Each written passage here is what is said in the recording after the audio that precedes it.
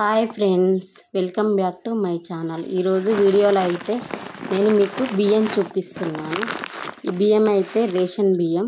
ఈ రేషన్ బియ్యంలో అయితే అన్ని మెరిగలు రాళ్ళు ఉంటాయి. ఇప్పుడు నేనైతే వీటిని జల్లెడ పట్టుకుంటున్నాను. బియ్యంలో మెరిగలు రాళ్ళు మనకు ఎలా కనిపిస్తున్నాయో చూడండి. ఇప్పుడు మనం వీటిని అయితే జల్లెడ పట్టుకుందాం. జల్లెడ పట్టుకొని ఇవన్నీ తీసేయాలి. చూపిస్తున్నాను మీకు. ఇప్పుడైతే కొన్ని బియ్యం తీసుకొని జల్లెల్లో వేసుకోవాలి. ఇలా కొన్ని వేసుకోవాలి, మరీ ఎక్కువగా వేసుకోవద్దు. వేసుకుంటే మనకు జల్లెడ అనేది తిరగదు కాబట్టి ఇలా కొన్ని వేసుకొని తిప్పుకోవాలి. చూడండి, మనకు మెరిగలు చూడు ఎలా ఉన్నాయో, చాలా ఎక్కువగా ఉన్నాయి. వీటిని అయితే ఇప్పుడు నేను జల్లెడ పట్టి తీసేస్తా.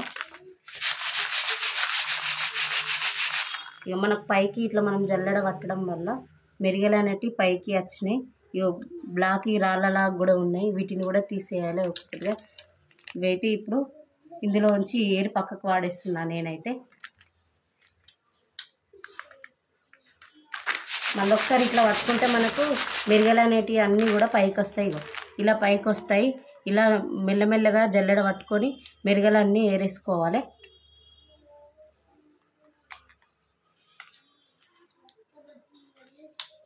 మనకి ఇప్పుడు ఈ కొన్ని బియ్యంలోనే ఇన్ని మెరిగలు వచ్చినాయి. ఆ మొత్తం బియ్యంలో కూడా ఎన్ని మెరిగలు ఉన్నాయో చూడండి.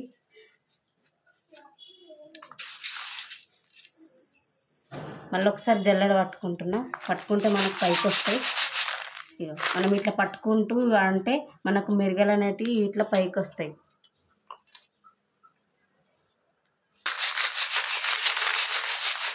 జల్లెడ అయితే ఇలా తిప్పుకుంటే మనకు మెరిగలు అనేటివి ఇలా పైకి వస్తాయి. ఏమన్నా బియ్యం ఉండల్లాగా గట్టినా కూడా పైకి వస్తాయి. ఇక బియ్యం కూడా ఉండల్లాగా గట్టినే పైకి వచ్చినాయి. ఇవి కూడా తీసి పక్కన పాడేయాలి. మనకు ఎంతగానో ఎక్కువ వచ్చినాయి చూడు. ఇవైతే ఒక్కొక్కటిగా తీసి పక్కన పెట్టుకోవాలి. మనం ఇవన్నీ ఇట్లనే పెట్టుకుంటే బాగుండాయి. ఇప్పుడు మనం ఈ జల్లెడ పట్టుకున్న బియ్యం కొద్దిగా చాట్లో వేసుకొని చెరుపుకోవాలి. ఏమన్నా ఉంటే మనకు వస్తాయి బయటకి. ఇట్లా జరగాలి. చెరిగితే మనకేమైనా చెత్త ఇట్లా ఉంటే మనం జరిగినప్పుడు బయట పడుతుంది కానీ ఇట్లా బయటకు వస్తుంది మనకు. ఇగో ఈ చెత్త అనేది బయటకు పోతుంది. ఇప్పుడు మంచిగా ఎంత క్లీన్గా అయిపోయినాయి, నీట్గా అయిపోయినాయి బియ్యం అనేటివి. ఒక్క మెరుగ కూడా లేకుండా ఎంత మంచిగా కనిపిస్తున్నాయి. ఇప్పుడు నేను కొన్ని బియ్యం చేసిన అయినా ఇన్ని నూకలు వచ్చినాయి, ఇన్ని మెరుగలు వచ్చినాయి ఈ కొన్ని బియ్యంలోనే. ఇంకా మొత్తం బియ్యంలో ఎన్ని ఉన్నాయో చేస్తే తెలుస్తుంది మనకు. రేషన్ బియ్యం మనం చూపించిన కదా, నేను ఆ బియ్యం చూపించినప్పుడు మెరుగలు ఇట్లా అన్నీ ఎట్లుండేనో ఇప్పుడు మనం నీట్గా వేసుకున్న తర్వాత ఇలా అయిపోయినాయి. చెరిగిన తర్వాత జల్లెడ పట్టిన తర్వాత మెరుగలు అన్నీ తీసిన తర్వాత ఇట్లా నీట్గా అయిపోయినాయి. ఇప్పుడు ఇందులోంచి ఈ నూకలు కూడా వచ్చినాయి. ఈ నూకలు కూడా మనం ఈ జల్లెడ పట్టుకొని చాట్లు వేసుకొని జరుగుకుంటే ఏమైనా చెత్తున్నా ఉసుకున్నా ఏది ఉన్నా కానీ జల్లెడ పట్టినప్పుడు ఇది వెళ్ళిపోతుంది. పొట్టులాగా ఉంది కదా, ఇది చెత్త కూడా పోతుంది. ఇవి కూడా ఉపయోగపడతాయి. ఈ బియ్యం ఈ నూకల్ని కూడా పిండిలాగా పట్టించుకొని మురుకులు కానీ అప్పాలు కానీ చెగుళ్ళు కానీ ఏవైనా చేసుకుంటే చాలా బాగుంటాయి. ఈ బియ్యం అయితే ఊర్లలో అయితే ఈ బియ్యం ఇప్పటికి కూడా తింటారు. ఇందులోకి ఏ కూర వేసుకున్నా కూడా చాలా మంచిగా ఉంటుంది.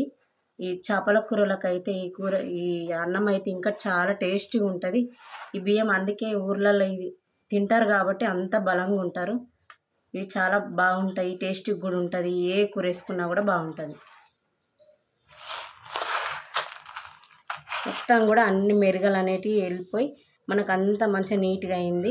ఇలా చేసుకోవాలి. మనం రేషన్ బియ్యం తీసుకురాగానే ఇలా మొత్తం మెరుగలు కానీ ఏమున్నా కానీ ఇట్లా నీట్గా వేసుకొని పెట్టుకోవాలి. మనం దోశపిండిలోకి కూడా డైరెక్ట్గా నానబెట్టుకోకుండా ఇలా చేసిన బియ్యాన్ని మనం నానబెట్టుకుంటే మంచిగా ఉంటాయి. రేషన్ బియ్యం అయితే ఖచ్చితంగా తీసుకొని ఇలా మొత్తం కూడా క్లీన్ చేసుకొని తినాలి. పిల్లలకు కానీ పెద్దలకు కానీ ఈ బియ్యం పెడితే ఆరోగ్యానికి చాలా మంచిది, హెల్దీగా కూడా ఉంటారు. ఇదే మా వీడియో కనుక నచ్చిందని అనుకుంటున్నా. అందరికైతే నచ్చితే లైక్ చేయండి, షేర్ చేయండి, కామెంట్ చేయండి. మరిన్ని మంచి వీడియోల కోసం మా ఛానల్ని అయితే సబ్స్క్రైబ్ చేయండి.